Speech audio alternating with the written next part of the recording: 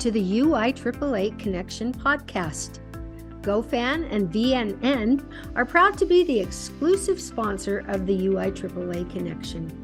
Now a combined company, GoFan and VNN provide a seamless integration for digital ticketing and athletic websites. Direct your fans to one place for all your athletic events, communications, and tickets to home and away games. Thank you to GoFan and VNN for their exclusive sponsorship of the UIAAA Connection. Welcome back to another edition of the UIAAA Connection. I'm your host, Mark Hutch Hunter. Today we have as our special guest, Sara Thomas, the assistant principal at West High School in Salt Lake City. Welcome to the podcast, Sara. Thanks for having me, Hutch. Let's have you begin by sharing with our international audience now where you grew up, where you went to school, your first job, etc. I grew up in Salt Lake County. I went to Taylorsville High School. I played basketball on the team there and sang in the choir and was one of the editors of the newspaper. And then from high school, I went to SUU for a year before I decided I wanted to come back to Salt Lake and go to the U of U, where I got a math degree. And then I went off and became a teacher for the first year in Moab, Utah, before I returned and got my master's in business and worked in the business world for a couple of years. And I learned during my master's that I missed teaching, returned to teaching in Salt Lake County at Granger High School, decided I wanted to be in administration and went back to the U again and got my doctorate of education with my admin license. And I've been working at West High as an administrator. This is my fourth school year. So actually now I can call you Dr. Sara. Yes, Dr. Thomas, yeah. I do. I like that. I'm going to do that. Oh, I appreciate that's perfect. Let's talk about your young years out in Taylorsville. Were you able to play a lot of sports? You're a product of Title IX because you're obviously quite a bit younger than I am. I played basketball. I loved basketball. I loved all sports. I wish I would have played more as a kid growing up. I think that's something that I try to share with kids around me, like be multi-sport athletes, do a lot of different things, learn sports that you can take into your life after high school and after college that are like running or tennis or golf. I didn't do that until I was an adult. So I played basketball in high school and I wrote a lot. I wrote about sports. I worked for the newspaper in my high school. And right after high school, I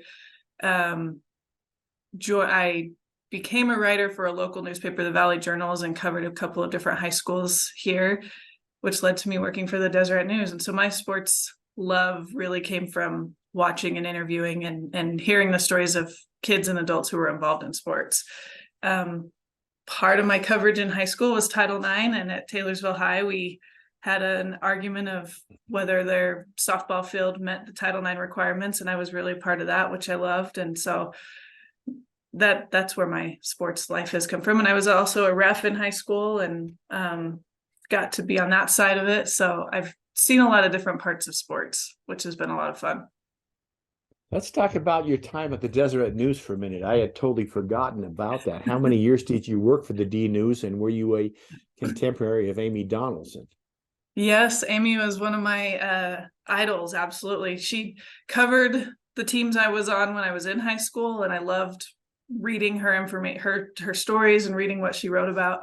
And then I got an opportunity to write with her. So they had an opening of just way back when, at the time when you'd have to answer the phone and enter the scores on a computer, but we're still answering the phone. And so I got to know a lot about all the different schools throughout Utah rural. That's really where I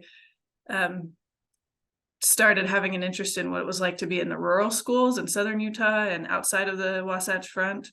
And then when the Utah Utes football team went to the Sugar Bowl, I was going on a bus, which was a crazy story. And the editor at the time said, "We need you to write a blog." So on the bus, on the lay bus all the way down, I was typing a blog about what our experience was on this 40-hour bus ride.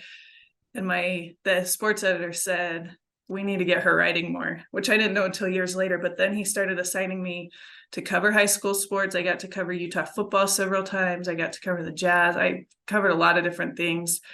and had a great opportunity to work with Amy and talk with her about being a woman in sports writing, and the challenges that came with that, and also how to kind of bulldoze through those challenges.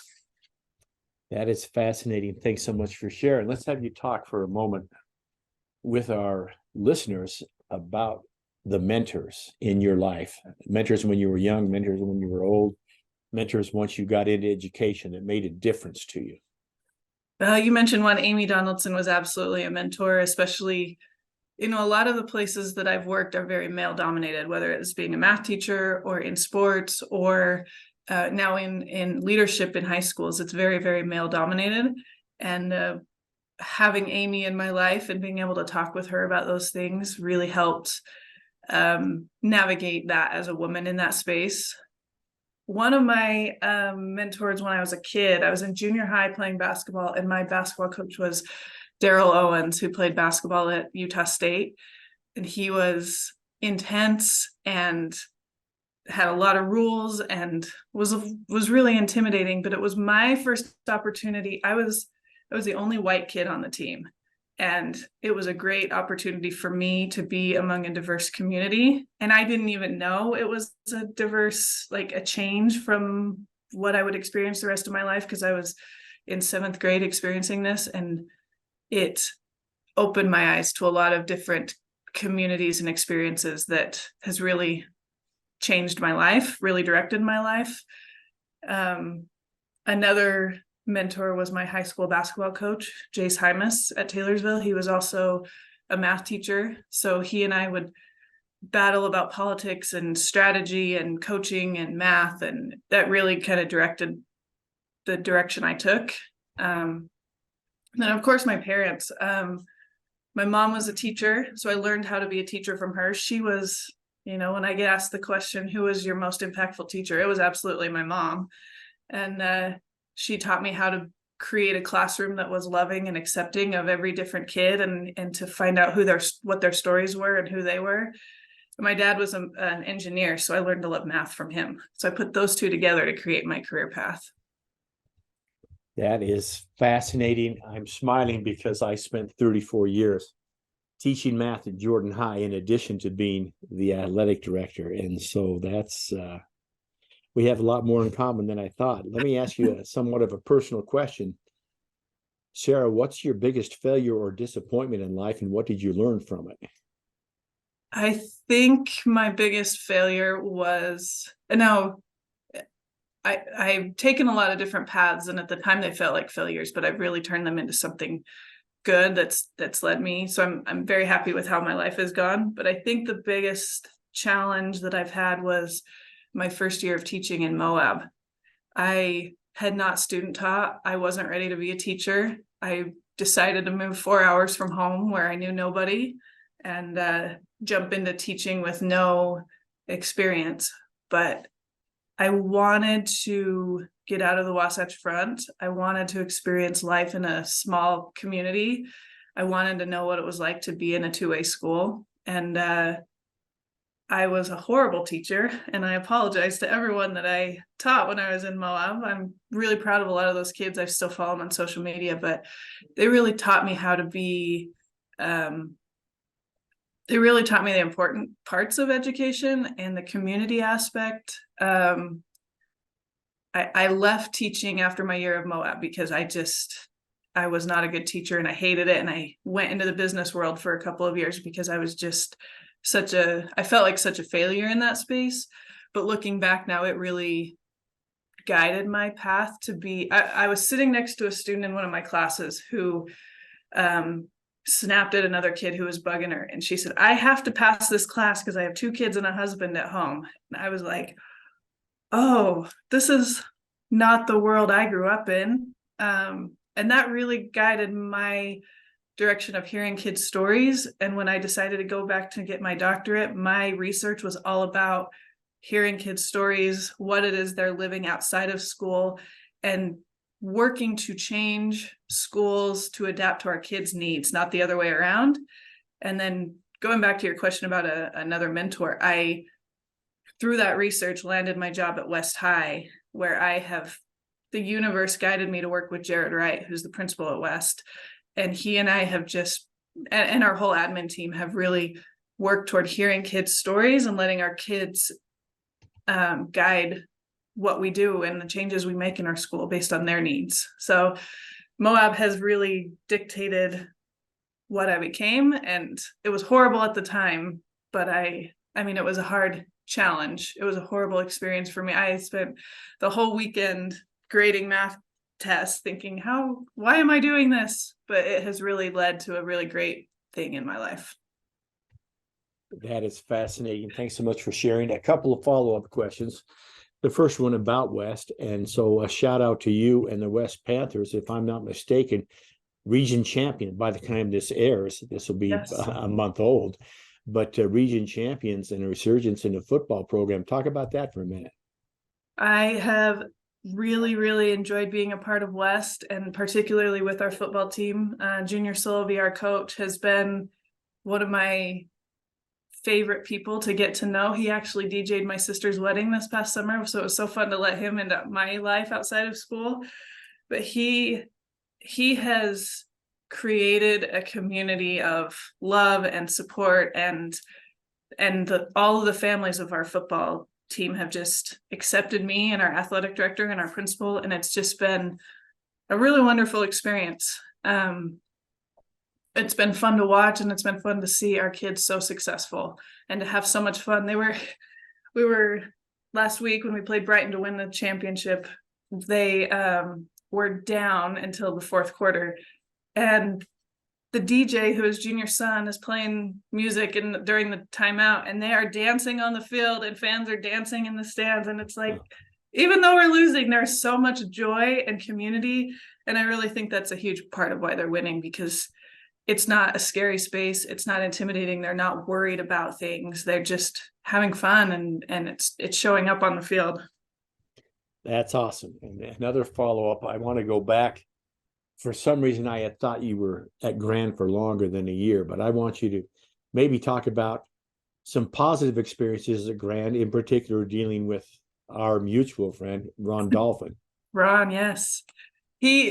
So I worked at UIAAA. I think I missed that I missed saying that in my pathway, but before I became a teacher, just as I was graduating from college, I worked at UIAAA in the office, and I really got to know the rules and the people and the community of that space. And Ron was definitely a distinct person. Like I really got to know him in that time. And so when I applied for that job, I reached out to him, and he and his family, he and Mel, took me under their wing and helped me survive that year.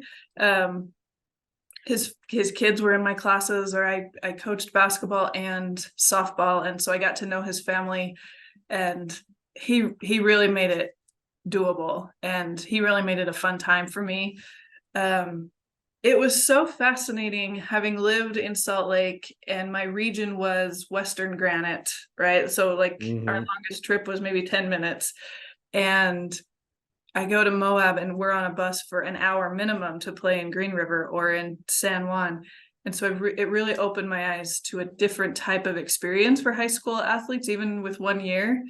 And so now, as a active member with UIAAA, I have a better understanding of the dynamic between the inner city, the suburban, and the rural conversation that all has to come together. And what a challenge that is to make rules that fit all three of those needs. That's some great insight. Let me ask you about being an AD when you were at Granger and now an assistant principal at West. So I want you to talk about the differences in the job, but also the similarities in the jobs.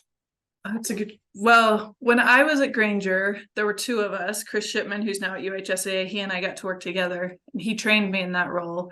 But we were both just teachers being athletic directors. So I had one class period in addition to everything after school, and he had one class period, and it was really just what can you get done with filling out arbiter and making sure schedules are done and making sure we have people to run the scoreboard and whatever it is that we just needed to make sure the game got to be played. And we didn't really have any opportunity to have a vision of what we wanted to create for the athletic program, because we spent all of our time just doing those tasks. So when I got to West, our athletic director was full-time, still on teacher contract, but she didn't have any classes to teach, and it was a much different dynamic. So with my current athletic director, Justin Thompson, we make a point to meet weekly and go over all the details. So now the difference, I would say, is he executes the events while my job is much more around security and event management. We had East at West for football a couple weeks ago, and it was I can imagine the headache that was. It was so exciting and so terrifying all at the same time. I have never been to or experienced a high school football event that was like that. We joked beforehand that we might have 4,000 people, and I'm certain we had over 4,000 people. We had our north end zone where our concessions are. They were shoulder to shoulder people, 5 deep, like standing room only. It was such an event, and it was so fantastic. Let alone the football game, which was fun for us. But our AD's job, Justin's job, was just to make sure we had all the pieces in place that the game could happen, that the refs had a place to be, that they were welcomed, that we had scoreboard keepers, that we had the chain gang, all of that.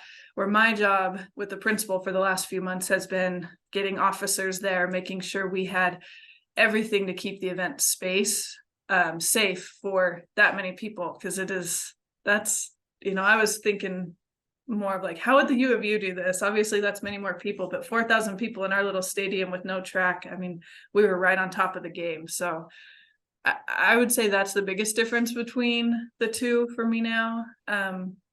But Justin and I do make a point to, we've had an opportunity to talk about our vision for the athletic program. And I think we're going to make some massive changes just in, getting more students involved in athletics. We have 2,500 kids at our school and only about 500 people participating in sports. We want to grow that. We want more kids to benefit from that.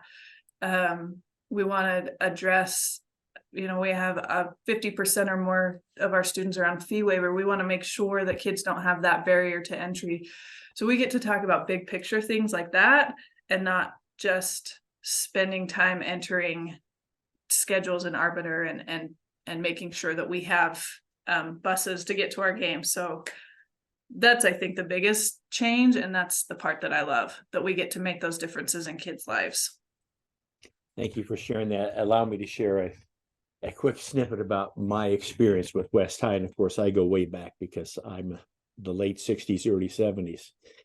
West High, I think, had one of the greatest football environments because it sits with the school on the one side. And of course, it's expanded since I played there. But you'll appreciate this. When we played against West, the coach was legendary Gene Plaga, who won early and often. But I can remember standing on the sidelines, and in the old days, there was such a crown on the field at West High before you got the turf that it would go up at the midfield and then back down the other side. So when you looked across, you couldn't see the feet of the other people. When you saw the other players on the other side, you could see their knees. That's how big the crown on the field was. And of course, now you've got, it's been obviously rebuilt, and it's huge stands on both sides where they didn't have them in the old days. Plus you've got the turf there now. And so you're to be commended. So that is fascinating, a trip down memory lane for me. So let me ask you another somewhat serious question. So when you first started as the AD at Granger, and now as you oversee your athletic director at West, how do you see the job of athletic administrator now? How is it different today than it was when you first got involved as the AD? That's a good question. I don't know if I see that it's much different, other than I now have a much better understanding of what it is. And it is a huge job. When I got to West, there were conversations about, well, maybe this job should go back to being a teacher who did it in addition. And I fought aggressively that is not the case, that we need someone who's doing that full time. I fully believe that the athletic director should be an administrator on the administrative team, and their job is being the athletic director, right? So I wouldn't be over athletics, but our AD would be an administrator. I think that it's such a huge job with the legal liability, all of the the understanding of students, making sure that they have their physicals in, making sure that they're safe. And we have an attendance policy at West that if you haven't gone to so many classes, you can't participate. So he's managing that all of the time. I think it should be a full-time job because of how much is underneath that. And it's grown bigger with the number of athletics we have. I think 9 sports in the spring now, especially with the introduction of boys volleyball. It takes so much time to do all of that, that I think it should be a full-time job. So I didn't know that when I was working at Granger, and I just had the immediate thing that needs to be done right in front of me. But now I can see what a big span it is, and that it's a year-round job, not just a teacher's contract. When our AD is not there in the summer, I end up doing all of it, and I'm just like, it should be a full-time job. So. Well, and I couldn't agree more. And if I could get other superintendents in other districts to listen to you, my life would be a lot happier as the director of the UIAAA. So anyway, speaking about the UIAAA, I want you to talk about, clearly when we first met would have been that short time you worked at the UHSAA, but now you went from there to Granger to West.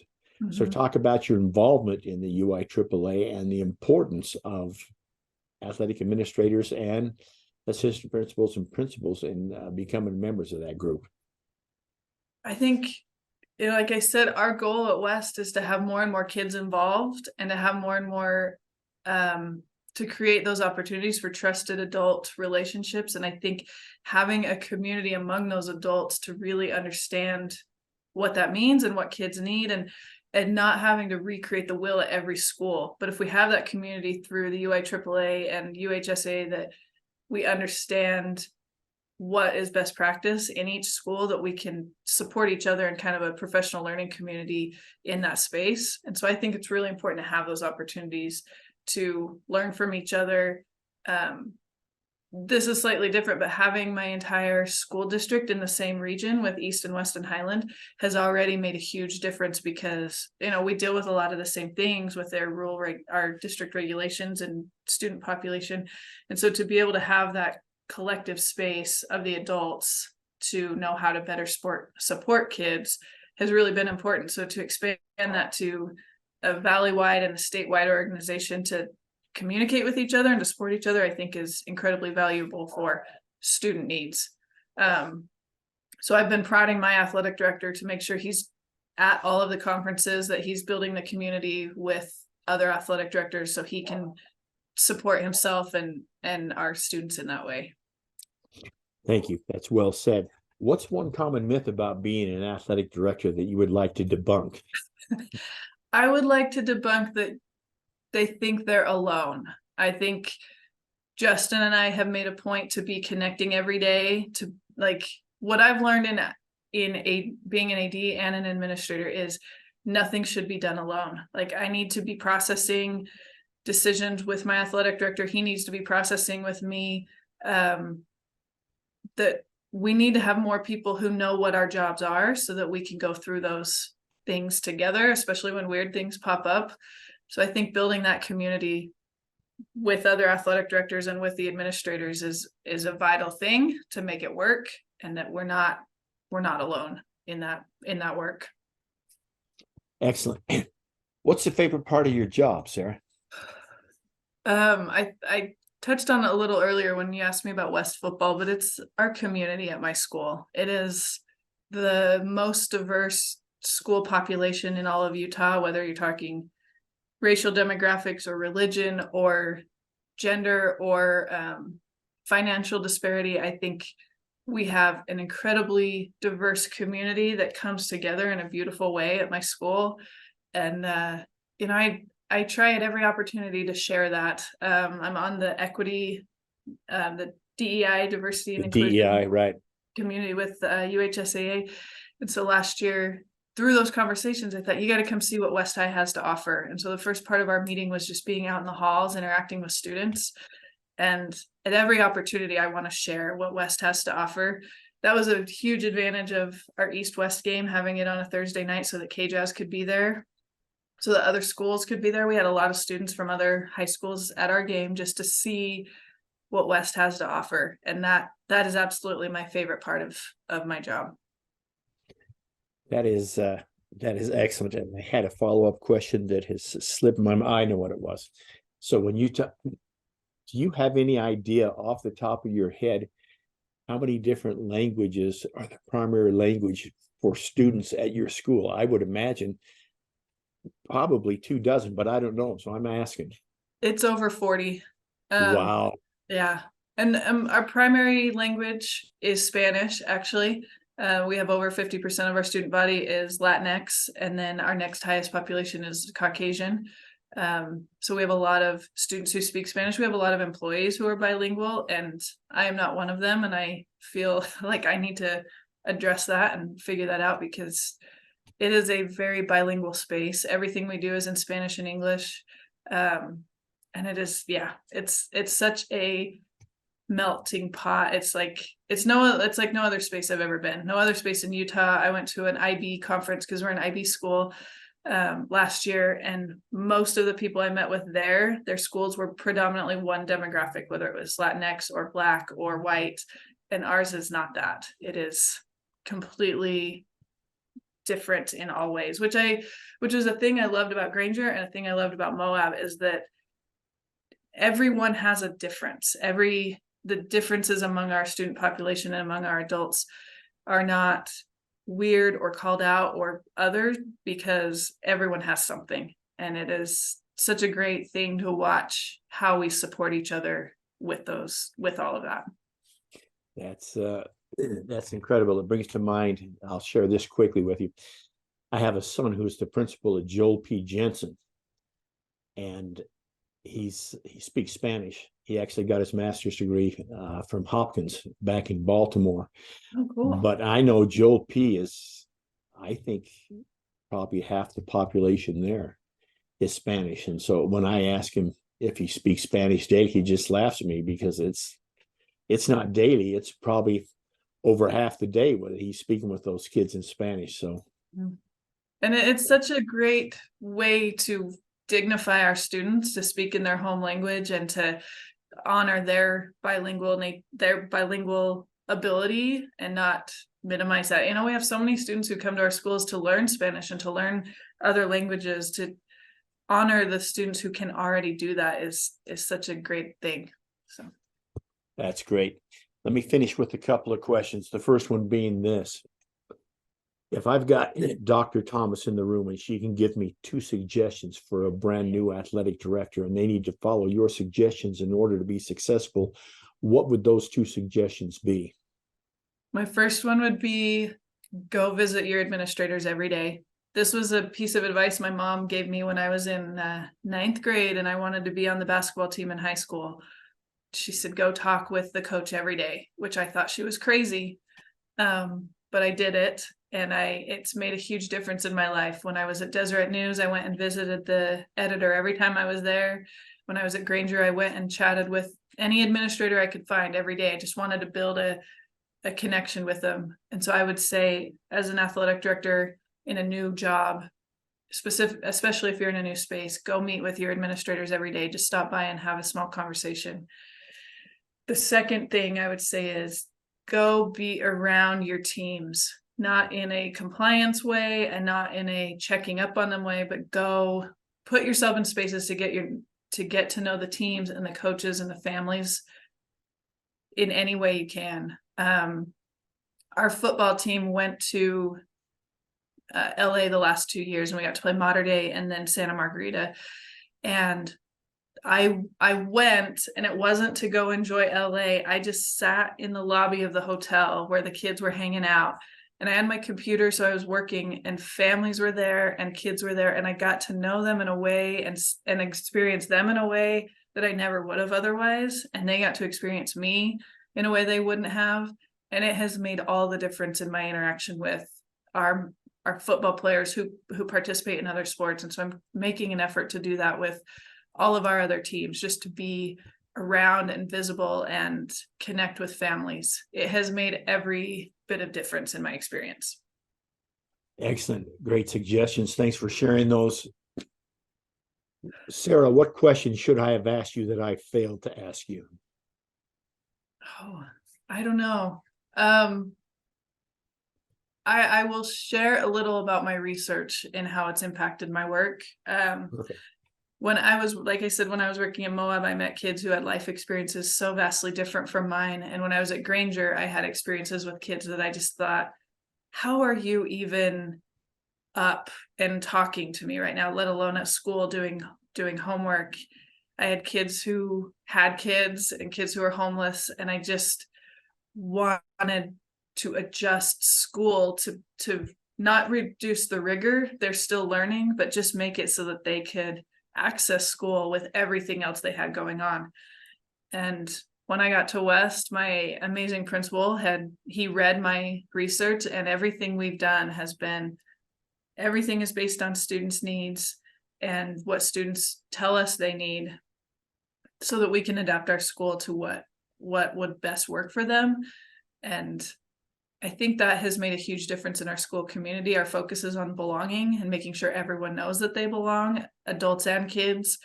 And athletics is a huge part of that, because kids find connection there and kids find community there. And it's a driver for being successful in school. And so we're really trying to adapt what we do at West to make sure it fits what kids ask for. So yeah, that's what I would like to share. But That's great insight. And with that brings us to the conclusion of another edition of the UIAAA Connection. Again, our special guest today has been Dr. Sara Thomas, the assistant principal at West High. Sara, thanks so much for being on the show today. Thank you, Hutch. For our listeners, we hope you tune in again next week for another edition of the UIAAA Connection.